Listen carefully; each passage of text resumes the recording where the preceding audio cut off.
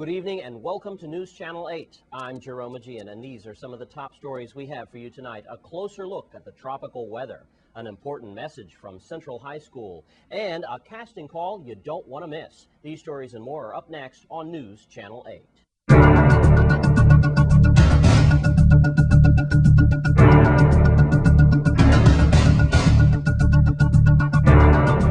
In our top story tonight, we're going to start the program with a little look at the weather.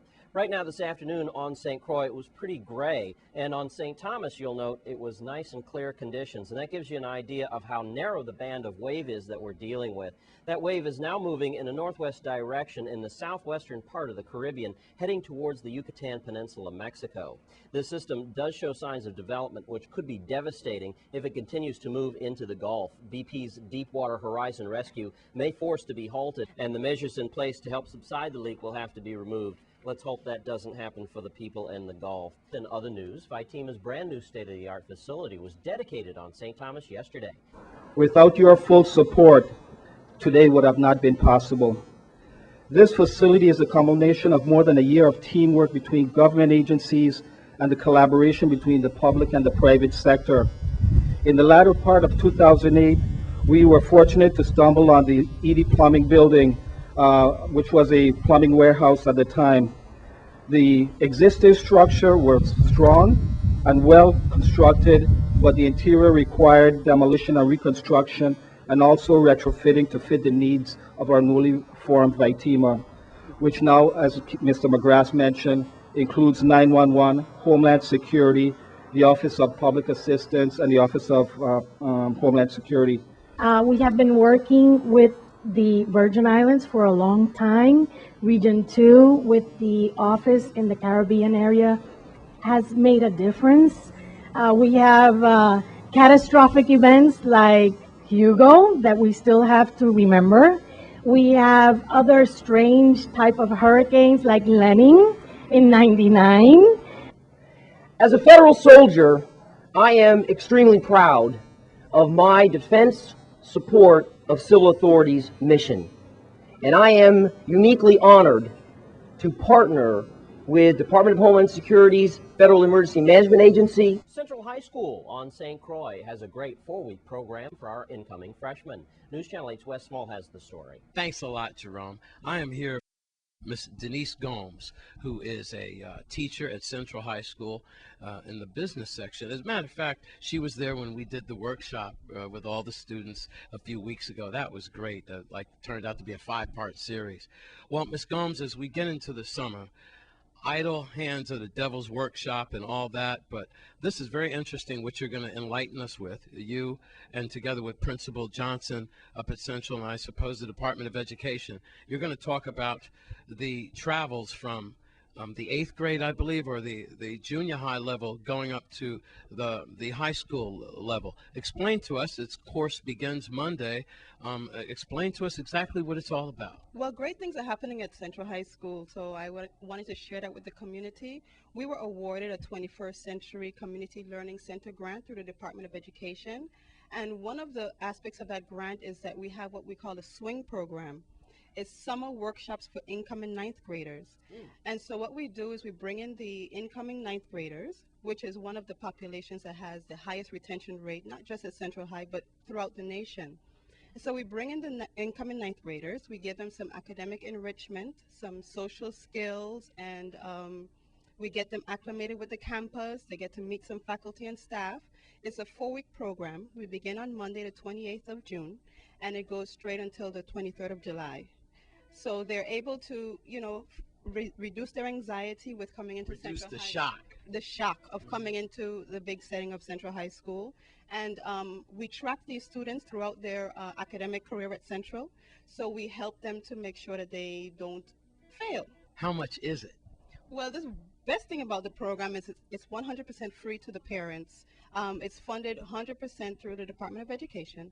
So there is no charge to the parents. Wonderful. We do provide lunch through the school lunch program, and the parents bring them to school, but we do bus them home.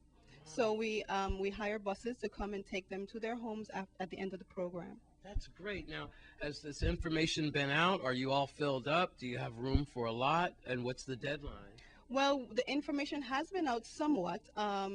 We have some applicants. We're trying to get 60 students, so we do have some space, but we have limited seating, of course, because we want to keep the settings small, small groups, so that the teachers can work on them and very close to one-on-one setting. This is just a great idea. Now, if people want to get involved in this, parents and guardians and so forth, how can they do? What number can they call? Can they just show up, or what time? Yes, please just come to the school as early as possible on Monday, let's say 8 o'clock. We'll be meeting in the school's cafeteria. The phone number at the school is 778-0123. So they can call the school, get more information, but we're going to be starting first thing Monday morning, so you can fill out your application on Monday morning. That will be fine. Now, is this for children who are just going to Central? This is we're targeting students coming into Central High School. So these are transfers from John H. Woodson, Elena Christian, and any private school transfers as well. Hey, you can't beat that. A 4-week program, and it's absolutely free. Congratulations to the Department of Education, this administration, and Central High School. Working hard for you. I'm Wes Small for News Channel 8. Thanks, Wes. It looks like a great program for the incoming freshmen at Central High School. Now let's take a look at your Caribbean report for tonight.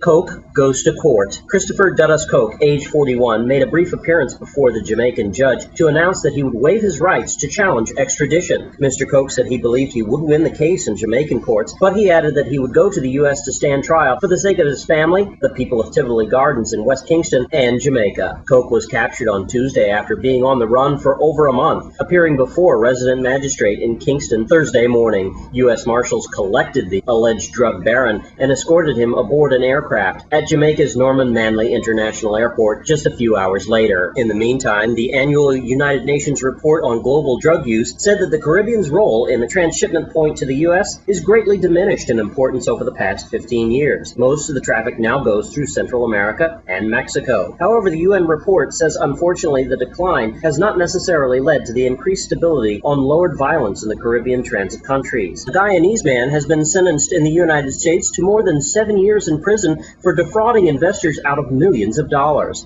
Neville Solomon was convicted in a federal court earlier this year on 3 counts of money laundering and 1 count of conspiracy to defraud the United States. Authorities say he wooed investors from North Dakota and elsewhere into bank programs by promising high rates of return with no risk. The presiding judge told Solomon that he was involved in the worst kind of white-collar crime and sentenced him to 86 months in prison. Texas financier Alan Stanford is accused of running the Ponzi scheme, will face trial by himself. The U.S. federal judge said on Wednesday granting motions by Stanford's co-defendants to have a separate trial. Stanford's jury trial will proceed January 24, 2011, while the co-defendants will be tried jointly after the end of the trial, the U.S. District Judge David Hitter said in a 2-page ruling.